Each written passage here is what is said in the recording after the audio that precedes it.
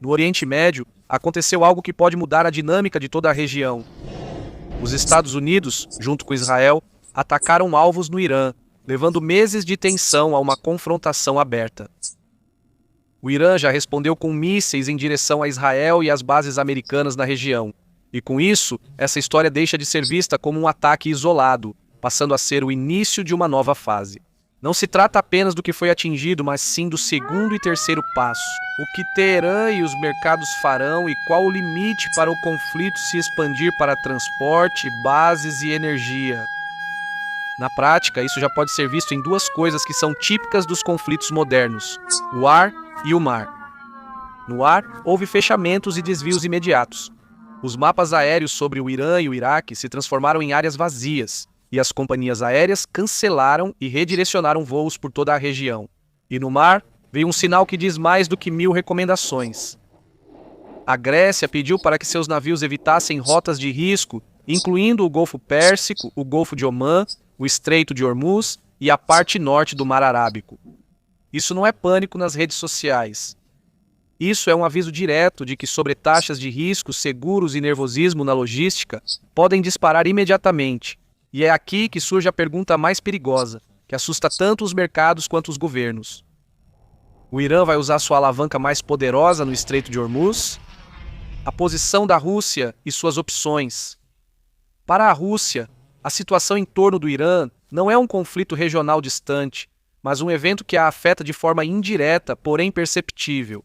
Moscou e Teherã aprofundaram a cooperação em segurança, comércio e diplomacia nos últimos anos, especialmente no contexto da pressão ocidental. O Irã é para a Rússia um parceiro com quem coopera nas áreas de segurança e comércio.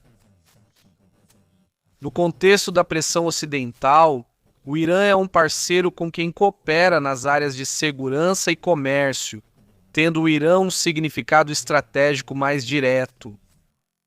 No contexto das principais linhas de tensão, o Irã está mais próximo e é um jogador ativo no Oriente Médio. Do ponto de vista de Moscou, o Irã é ao mesmo tempo uma garantia e um problema. Uma garantia, pois desvia a atenção dos Estados Unidos da Europa. Um problema, porque uma escalada muito grande pode desestabilizar os mercados de energia de uma forma que a Rússia pode aproveitar a curto prazo, mas a longo prazo pode complicar sua exportação, seguro, transporte e relações com parceiros. Se a situação no Irã piorasse muito, a Rússia enfrentaria um dilema desagradável, mas já conhecido. Como reagir à intervenção americana sem entrar em confronto direto com os Estados Unidos? Uma resposta militar de Moscou é pouco provável neste momento. A Rússia concentra suas principais capacidades em outro local. O foco da reação russa, portanto, vai se deslocar para outras áreas, principalmente para a esfera diplomática. Esforço para conter a escalada na ONU, falar sobre a violação do direito internacional e enfatizar a necessidade de uma solução política. Moscou usa essa abordagem de forma consistente também em outros conflitos, desde que não estejam diretamente envolvidos. O segundo aspecto é a pressão informacional e política. A Rússia vai interpretar o conflito como mais um exemplo de instabilidade, que, segundo ela, é causada pelas ações unilaterais dos Estados Unidos. Essa narrativa é destinada não apenas ao público doméstico, mas também aos países do sul global. E o terceiro aspecto é a cooperação prática com o Irã, na medida em que a situação permitir, sem demonstrações públicas, de forma mais pragmática e cautelosa. Moscou, portanto, vai gritar no campo diplomático, mas também vai atuar nos bastidores, com informações, energia e com o que permitir ou não que o Irã obtenha como assistência técnica. O importante é que, nesta fase, a Rússia não está escalando o conflito, mas sim observando como ele se desenvolve e tentando minimizar os riscos para seus próprios interesses. O que a China fará, e por que isso é tanto obstáculo quanto arma para o Irã? A China vai se pronunciar sobre desescalada e estabilidade, não porque ela se importe com a versão americana da ordem, mas porque a China é alérgica ao caos no fornecimento de energia. Pequim é um paradoxo nessa equação. É o maior cliente de energia da região e, ao mesmo tempo, o país que mantém relações estratégicas com o Irã. Portanto, a China não quer que o Irã perca. Menos ainda, deseja que o Irã provoque uma série de eventos que eleve os preços do petróleo, prejudique o transporte e encareça a indústria. E o mais importante é isso: o Irã não tem apenas inimigos, ele também tem amigos que vão contê-lo. A China quer que o Irã mantenha influência, mas sem exageros que prejudiquem ambos. Assim, os chineses adotarão uma postura típica: apelos públicos pela paz. Na prática, atuam discretamente para evitar que Hormuz vire um campo de batalha prolongado. A China vai pressionar por uma pressão controlada, não por um bloqueio total. Se o Irã aumentar a tensão em Hormuz, Pequim enfrentará um desafio e uma escolha difícil.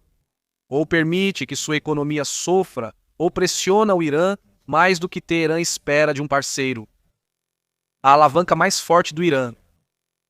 Se o Irã possui algo capaz de impactar o mundo de imediato, não são mísseis ou drones, mas sim o Estreito de Hormuz.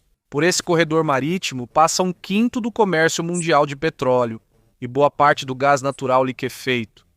Qualquer incidente maior em Hormuz, portanto, tem impacto imediato nos preços da energia, no transporte e na economia global. O Irã há muito tempo afirma que Hormuz é sua legítima zona de segurança e também deixa claro que, em caso de ameaça, sabe como interromper essa rota. No entanto, é importante diferenciar entre o fechamento total e a paralisação do tráfego.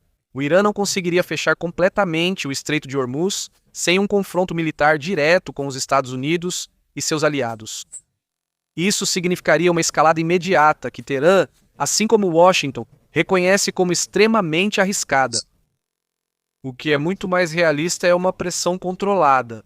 O Irã tem capacidade para lançar minas navais, deter ou assediar navios comerciais, usar lanchas rápidas da Guarda Revolucionária ou realizar ataques limitados com drones ou mísseis a partir da costa. Mesmo alguns desses incidentes bastariam para que seguradoras elevassem prêmios, companhias de navegação mudassem rotas e preços do petróleo subissem. Basta uma combinação de 3 coisas: um incidente, incerteza e manchetes. Depois vem o aumento do seguro, o redirecionamento das rotas e o pânico nos preços. E hoje já podemos ver os primeiros sinais desse cenário: alertas para o transporte marítimo e recomendações para evitar rotas de risco ao redor de Hormuz. Essa é a zona onde o conflito ocorre sem declaração oficial de guerra e ainda assim pune o mundo todo. Para o Irã, essa é uma forma de enviar um sinal sem ultrapassar o limite de uma guerra total. Também é verdade que Hormuz não serve apenas como alavanca contra os Estados Unidos, é também um ponto sensível para as economias asiáticas, especialmente a China, os países árabes do Golfo Pérsico e, em última análise, para o próprio Irã, cuja exportação depende do estreito. Por isso, o cenário mais provável não é uma declaração dramática de fechamento de Hormuz, mas sim o aumento gradual da tensão, o teste das reações e a criação de incerteza. Em outras palavras, Hormuz não precisaria ser fechado para que o mundo sentisse suas consequências. No entanto, é preciso enfatizar mais uma coisa: um bloqueio de Hormuz também atingiria duramente a economia do Irã. O que acontecer nos próximos dias, portanto, não será apenas sobre o que o Irã ou os Estados Unidos farão, mas sobre onde a espiral de escalada vai parar. E justamente Hormuz é o lugar onde esse limite pode ser alcançado muito rapidamente. O que vai acontecer depois? Um ataque dos Estados Unidos e Israel ao Irã não implica necessariamente uma grande guerra.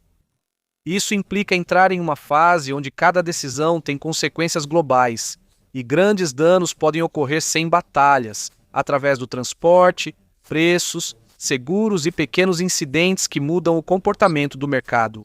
A reação de Teherã, a postura cautelosa de Moscou, a pressão e contenção por parte de Pequim e o nervosismo em torno do Estreito de Hormuz juntos criam uma situação em que o espaço para erro é extremamente pequeno. A Rússia não vai se empurrar para a linha de frente neste conflito. Vai observar os acontecimentos, proteger seus interesses e tentar aproveitar o caos a seu favor, seja politicamente, energeticamente ou em informação. A China vai fazer o oposto. Publicamente vai pedir paz. Dentro do sistema vai pressionar por estabilidade, porque o caos em Hormuz é um preço que ela também teria que pagar.